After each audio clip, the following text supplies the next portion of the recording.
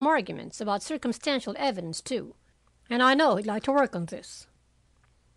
I gave him a pair of Mr. Pitman's socks, for his own were saturated, and while he was changing them the telephone rang. It was the theater again, asking for Jennie Brice. "You are certain she's out of the city?" someone asked, the same voice as in the morning. "Her husband says so. Ask him to come to the phone." "He's not here." "When do you expect him back?" "I'm not sure he is coming back." "Look here," said the voice angrily. "Can't you give me any satisfaction, or don't you care to?" "I've told you all I know." "You don't know where she is?" "No, sir."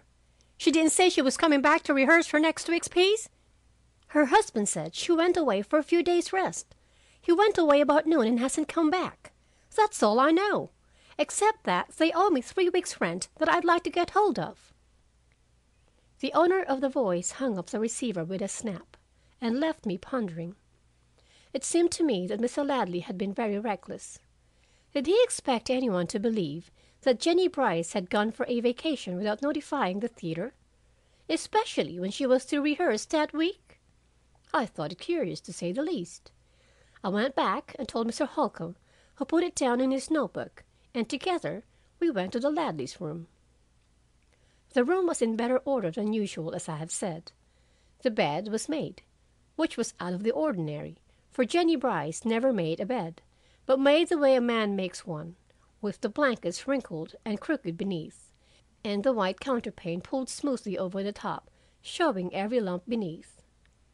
I showed Mr. Holcombe the splasher, dotted with ink as usual. "I'll take it off and soak it in milk," I said. "It's his fountain pen. When the ink doesn't run, he shakes it and—" "Where's the clock?" said Mr. Holcombe, stopping in front of the mantel with his notebook in his hand. "The clock?" I turned and looked. My onyx clock was gone from the mantel shelf. Perhaps it seems strange, but from the moment I missed that clock my rage at Mr. Ladley increased to a fury. It was all I had left of my former gentility. When times were hard and I got behind with the rent, as happened now and then, more than once I've been tempted to sell the clock or to pawn it, but I had never done it. Its ticking had kept me company on many a lonely night, and its elegance had helped me to keep my pride and to retain the respect of my neighbors. For in the flood district, onyx clocks are not plentiful. Mrs. Bryan, the saloon keeper's wife, had one, and I had another. That is, I had. I stood staring at the mark in the dust of the mantel shelf, which Mr. Holcombe was measuring with a pocket tape measure. "You're sure you didn't take it away yourself, Mrs. Pitman?" he asked. "Sure? Why, I could hardly lift it," I said. He was looking carefully at the oblong of dust where the clock had stood. "The key is gone, too," he said, busily making entries in his notebook. "What was the maker's name?" "Why, I don't think I ever noticed." He turned to me angrily. "Why didn't you notice?" he snapped. "Good God, woman, do you only use your eyes to cry with? How can you wind a clock time after time and not know the maker's name? It proves my contention. The average witness is totally unreliable." "Not at all," I snapped. "I'm ordinarily both accurate and observing." "Indeed," he said, putting his hands behind him. "Then perhaps you can tell me the color of the pencil I have been writing with." "Certainly. Red." Most pencils are red, and I thought this was safe. But he held his right hand out with a flourish. "I've been writing with a fountain pen," he said in deep disgust, and turned his back on me. But the next moment he had run to the washstand and pulled it out from the wall. Behind it, where it had fallen, lay a towel covered with stains, as if someone had wiped bloody hands on it. He held it up, his face working with excitement. I could only cover my eyes. "This looks better," he said, and began making a quick search of the room, running from one piece of furniture to another, pulling out bureau drawers, drawing the bed out from the wall, and crawling along the baseboard with a lighted match in his hand. He gave a shout of triumph finally, and reappeared from behind the bed with the broken end of my knife in his hand. "Very clumsy," he said. "Very clumsy. Peter the dog could have done better." I had been examining the wall paper about the washstand. Among the ink spots were one or two reddish ones that made me shiver. And seeing a scrap of note paper stuck between the baseboard and the wall, I dug it out with a hairpin and threw it into the grate to be burned later. It was by the merest chance there was no fire there.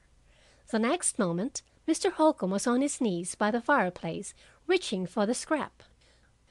"Never do that under such circumstances," he snapped, fishing among the ashes. "You might throw away valuable. Hello, Howell." I turned and saw a young man in the doorway, smiling, his hat in his hand. Even at that first glance I liked Mr. Howell, and later, when everyone was against him and many curious things were developing, I stood by him through everything, and even helped him to the thing he wanted more than anything else in the world. But that, of course, was later. "What's the trouble, Holcombe?" he asked. "Hitting the trail again?" "A very curious thing that I just happened on," said Mr. Holcombe. "Mrs. Pitman, this is Mr. Howell, of whom I spoke. Sit down, Howell, and let me read you something." With the crumpled paper still unopened in his hand, Mr. Holcombe took his notebook and read aloud what he had written. I have it before me now. "Dog meat, $2. Boat hire." That's not it. "Here. Yesterday, Sunday, March the 4th, Mrs. Pitman, landlady at 42 Union Street, heard two of her boarders quarreling.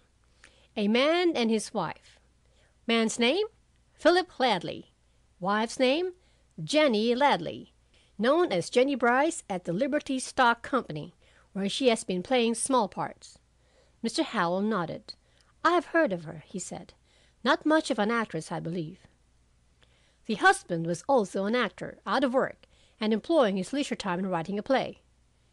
"Everybody's doing it," said Mr. Howell idly. "The Shuberts were to star him in this," I put in.